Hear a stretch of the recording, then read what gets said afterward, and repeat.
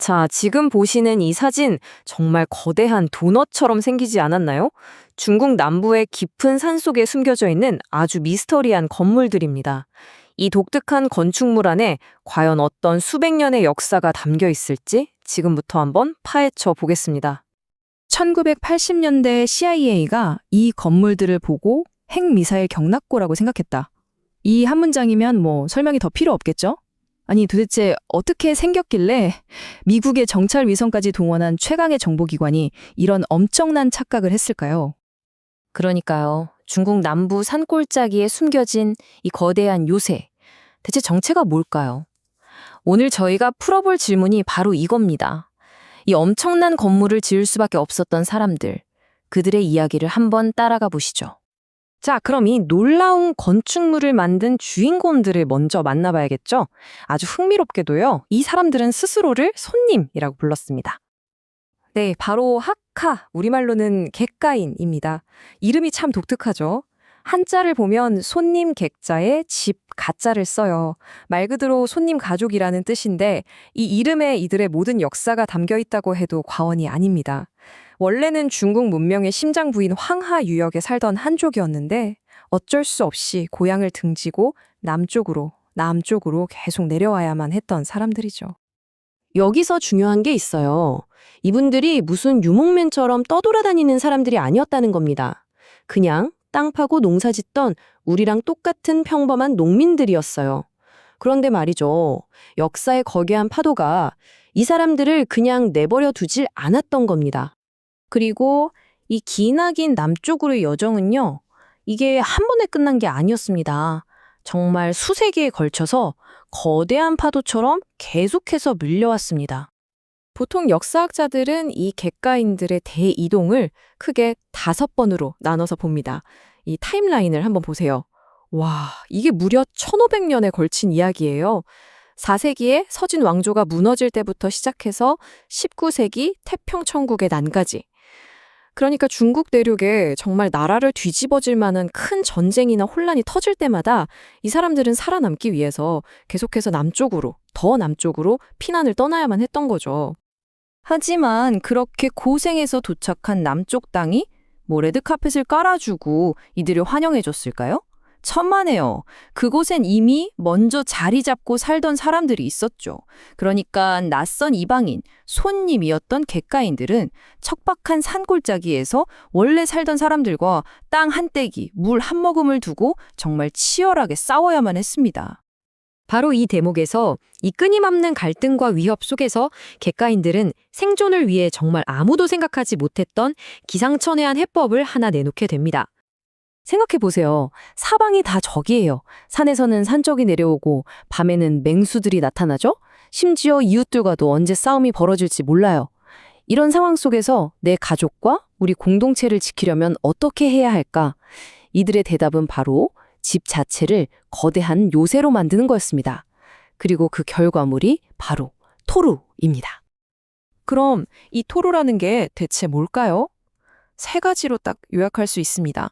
첫째는 수백 명이 같이 사는 집단 거주지.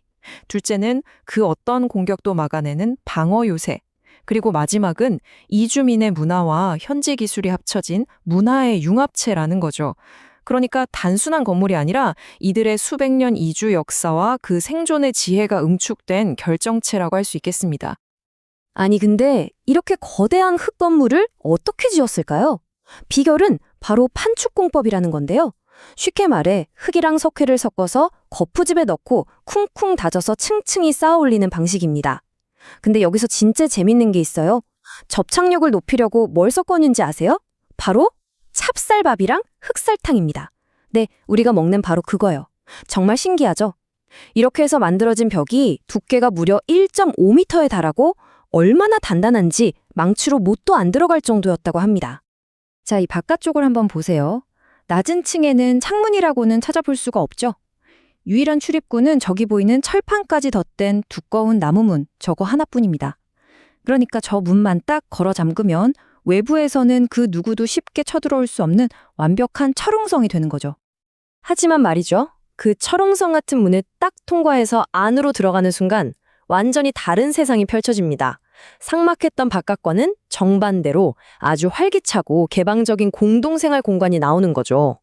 보통 구조가 어떻게 되냐면요. 1층은 다 같이 쓰는 주방, 2층은 식량 창고, 그리고 3층과 4층이 각 가족들이 사는 주거 공간으로 쓰였습니다. 근데 더 놀라운 건요. 가장 큰 토르에는 같은 성씨를 가진 일가 친척이 무려 900명까지 같이 살았다고 해요. 900명이요? 이건 뭐 그냥 건물 하나가 아니라 작은 마을 하나가 통째로 이 안에 들어가 있는 거나 마찬가지죠. 물론 이 독특한 토르도도 처음부터 지금의 모습은 아니었습니다. 시대의 흐름에 따라서 계속해서 그 모습이 진화해 왔거든요. 초기에 지어진 토르들을 보면 대부분 네모난 모양, 그러니까 사각형이었어요. 그런데 이게 써보니까 치명적인 약점이 있었던 거죠. 바로 모서리 부분. 방어하기가 너무 힘든 사각지대가 생기는 거예요. 그래서 나중에는 우리가 아는 이 원형 토로가 대세가 됩니다. 왜냐? 일단 방어의 사각지대가 전혀 없고요. 구도적으로도 지진에 훨씬 강하고 또 모든 집에 똑같은 크기의 공간을 공평하게 나눠주기도 좋았기 때문이죠. 이런 건축 양식의 변화가 그냥 원형이 더 예쁘네 해서 바뀐 게 절대 아닙니다.